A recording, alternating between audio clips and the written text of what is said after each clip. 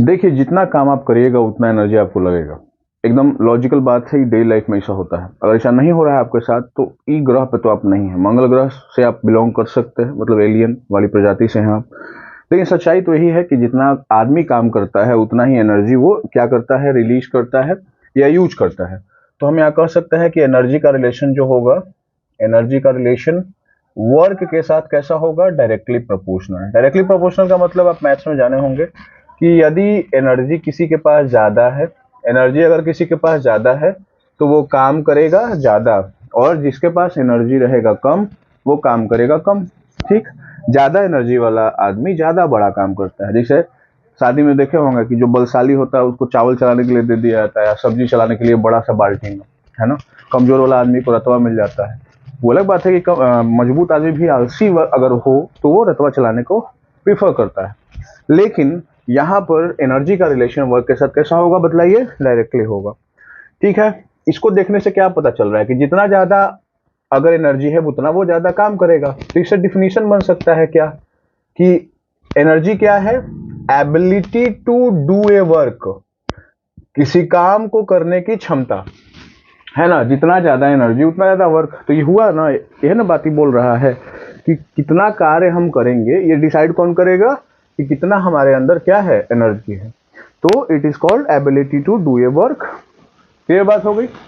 अब जब भी हमें वो काम करते हैं तो उसमें कुछ कुछ चीजें नोटिस करने वाली हैं। जैसे देखिए, अगर आप हैमर चला रहे हैं, हैमर मतलब हथौड़ी चला रहे हैं, तो जितना हम एनर्जी उसको देते हैं, हम देते हैं हथौड़ी को, क्योंकि हथौड़ी तो नॉन लिविंग थिंग है, तो अपना भी थोड़ी उसके पास एनर्जी कुछ होगा। तो हम एनर्जी ट्रांसफर करते हैं। ऐसे जब चलाते हैं ना तो हम अपना एनर्जी दे देते हैं हथौड़ी आके, मतलब हैमर को दे देते हैं। फिर हैमर जो है एनर्जी जैसे ही उसके अंदर आता है वो मूवमेंट शो करता है। लेकिन आप एक बात नोटिस करोगे, जितना ज्यादा एनर्जी हम देते हैं, है ना, अब कम ठोकना होता है कोई चीज को, है ना। जैसे कांटी लगाना है हमको, नेल्स लगाना है दीवार पे, और कम लगाना है तो धीरे धीरे मारते हैं, ज्यादा लगाना है तो जोर से मारते हैं, है ना। तो इसके लिए क्या करते हैं, एनर्जी ज्यादा देते हैं तो ज्यादा जोर से वो चलता है, क्योंकि हमने हैमर को ज्यादा एनर्जी दिया, तो हैमर ने ज्यादा वर्क किया, है ना। किस पर, नेल पर। अगर हमको दौड़ना होता है तो हम ज्यादा एनर्जी लगाते हैं, है ना, चलने के मुकाबले में। ठीक है, तो ये सब बातें हैं जिससे आपको ये पता चल गया होगा कि क्या है energy, ability to do a work है। और बात क्या है, आप एक चीज नोटिस करोगे क्या कि अमाउंट ऑफ एनर्जी ट्रांसफर्ड, यानी जितना आप ट्रांसफर करोगे, क्या ट्रांसफर करोगे, एनर्जी को। जितना आप एनर्जी को ट्रांसफर करोगे, मैंने अभी बताया था ना आपको कि हम क्या कर रहे हैं, एनर्जी को ट्रांसफर कर रहे हैं हथौड़ी को मारने में। तो जितना ज्यादा आप एनर्जी करोगे ट्रांसफर उतना ही ज्यादा वर्क होगा, है ना, और उतना ही वर्क होगा, अमाउंट ऑफ वर्क डन, है ना। अब ये नहीं होगा कभी कि आप कम एनर्जी लगाए हैं ज्यादा काम हो जाएगा। आपने 10 न्यूटन का बल लगाया है तो उसके अनुसार ही काम होगा, ठीक है ना। तो जितना ज्यादा एनर्जी आप यूज करोगे उतना ही ज्यादा काम होगा। ये बहुत ही सिंपल चीज है, और इससे ये एक इक्वेशन आ जाएगा क्या कि जितना आप एनर्जी ट्रांसफर करोगे उतना ही काम होगा, उससे कम या ज्यादा नहीं होगा। ठीक है, बहुत ही सिंपल बात है। अब आगे बढ़ जाते हैं। तो अगर ये हमने जान लिया कि amount of work done amount of energy transfer के बराबर है, तो हम फॉर्मूला भी तो वही लगा सकते हैं जो वर्क का होगा।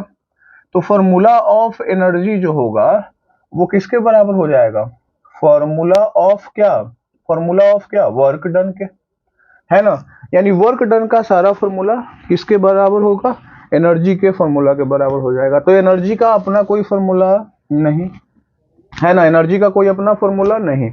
सारा फॉर्मूला किसका यूज कर लेगा, ये वर्क डन का। वर्क डन का फॉर्मूला सब आपको पता होगा, वो सब आप यूज कर सकते हैं, जैसे फोर्स इनटू डिस्प्लेसमेंट, है ना, ये आपको पता होगा। दूसरा आपको पता होगा mgh, ये भी आप यूज कर सकते हैं, है ना। जनरली आपको पता होगा fx cos थीटा। तो ये तीनों फॉर्मूला आप यूज कर सकते हैं, है ना किसके जगह पे, एनर्जी का वैल्यू निकालने के लिए, क्योंकि ये दोनों का वैल्यू सेम आएगा। तो जितना ज्यादा एनर्जी उतना ज्यादा वर्क, और वैल्यू लगभग लगभग सेम। अब हम सब ने जान लिया कि वर्क डन का ही फॉर्मूला यूज करेगा कौन, एनर्जी। तो सबको पता है कि यूनिट भी सेम हो जाएगा फिर, क्योंकि यूनिट फॉर्मूला से ही डिसाइड होता है। तो हम यहाँ क्या लिख सकते हैं कि यूनिट ऑफ एनर्जी जो होगा, है ना, यूनिट ऑफ एनर्जी वो किसके बराबर हो जाएगा, यूनिट ऑफ वर्क के, है ना, या वर्क डन के। अब सबको पता है यूनिट ऑफ वर्क डन क्या होता है, बतलाइए, जूल पढ़े हुए हैं ऑलरेडी। तो एनर्जी का भी यूनिट क्या हो जाएगा आपका, जूल। और कौन सा यूनिट, ऐसा यूनिट, ऐसा यूनिट एनर्जी का क्या हो जाएगा बच्चों, जूल हो जाएगा। क्यों, क्योंकि वर्क डन का भी यूनिट जो है वो क्या है, जूल है। क्लियर बात यहां तक हो गई। अब बढ़ते हैं आगे। तो हमने ये जान लिया है कि ऐसा यूनिट ऑफ एनर्जी क्या होता है, आपका जूल होता है। क्यों, क्योंकि वर्क का भी ऐसा यूनिट जूल होता है। ठीक है, बहुत ही सिंपल तरीके से। अब यहाँ पे एक चीज आ सकती है क्या, कि एनर्जी का भी ऐसा यूनिट जूल है, और ये हमने वर्क से लिया है, तो वर्क का भी ऐसा यूनिट क्या होगा, जूल। दोनों का सेम सेम, क्योंकि फॉर्मूला सेम। ठीक है, अब यहाँ पे एक क्वेश्चन बन सकता है क्या, कि इसके आगे भी हम 1 लगा लेंगे, इसके आगे भी 1 लगा लेंगे, और ये क्या हो जाएगा, 1 जूल ऑफ क्या, एनर्जी, और ये क्या हो जाएगा, 1 जूल ऑफ वर्क। और इस वाले इक्वेशन से, ये जो आपको इक्वेशन दिख रहा है कि 1 जूल ऑफ एनर्जी किसके बराबर होता है, 1 जूल ऑफ वर्क के, इससे आप एक डिफिनेशन क्या तैयार कर सकते हैं, किसका, डिफाइन 1 जूल ऑफ एनर्जी का। एनर्जी का 1 जूल ऑफ एनर्जी का डिफिनेशन बहुत ही अच्छे तरीके से कर सकते हैं। कैसे, इसको डिफाइन इस तरीके से किया जा सकता है, it is the amount of energy, it is the amount of energy. किसकी बात हो रही है बताइए बात हो रही है 1 जूल ऑफ एनर्जी की। तो ये जो एनर्जी है, it is the amount of energy which is able to do, which is able to do 1 joule of work. यानी 1 जूल काम करने के लिए जितनी एनर्जी की आवश्यकता है, उस एनर्जी को 1 जूल ऑफ एनर्जी कहेंगे, है ना। तो बहुत ही सिंपल तरीके से आप इसको डिफाइन कर सकते हैं, और कोई हार्ड इसमें है ही नहीं। क्लियर बात हो गई। अब आपसे सवाल क्या पूछा जा सकता है कि आप बतलाओ सीजीएस यूनिट क्या होता है, और सबको पता है सीजीएस यूनिट जो एनर्जी का होगा वो क्या होगा, अर्ग हो जाएगा। ठीक है, अर्ग is the CGS unit of क्या, बताइए, एनर्जी।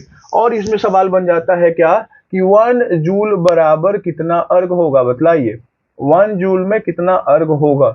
ठीक है, ये पता होना चाहिए कितना होगा, 1 जूल में 10 टू दी पावर 7 अर्ग होता है। लेकिन सवाल आपसे पूछ देगा कैसे, है ना, कोई अगर पूछ देगा कि कैसे, बतलाइए, तो भी बतला सकते हैं।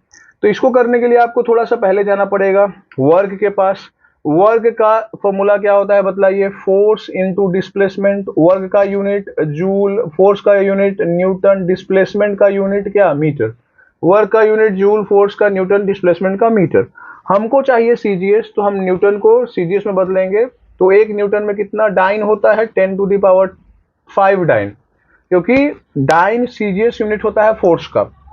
तो हमको अगर चेंज करना है किसमें, सीजीएस में, तो हर एक को सीजीएस में बदलना पड़ेगा। तो न्यूटन को हमने सीजीएस में बदला, और 1 मीटर में कितना, 10 टू दी पावर 2 सेंटीमीटर। ये दोनों मिल गए, मिलकर कितने हो जाएंगे, 10 पे पावर कितना, 5 और 2 कितना, 7 डाइन सेंटीमीटर। और ये जो डाइन सेंटीमीटर होता है, इसको क्या बोला जाता है, बतलाइए, अर्ग बोला जाता है। तो 1 जूल में कितना हो गया, 10 टू दी पावर 7 अर्ग। ये आप याद रखना कि 1 जूल में 10 टू दी पावर 7 अर्ग होता है। अगर याद नहीं हो तो ये आप तरीका ध्यान में रखना कि इस तरीके से हम इसको डिराइव कर सकते हैं, पता कर सकते हैं कि कितना होता है। इतनी बातें क्लियर हो गई, बताइए अगर कोई डाउट है तो। और लास्ट में एक सवाल और एनर्जी से पूछा जाएगा कि ये कैसा क्वांटिटी है। तो एनर्जी में सिर्फ मैग्नीट्यूड होता है, इसलिए इसको बोला जाता है स्केलर क्वांटिटी। और सबको पता है स्केलर क्वांटिटी किसे कहते हैं, एक ऐसा क्वांटिटी जिसमें सिर्फ क्या होता है, मैग्नीट्यूड होता है, डायरेक्शन से इसका कोई लेना देना नहीं होता है। तो मात्र इतना ही है एनर्जी में। चलिए मिलते हैं अगले वीडियो में।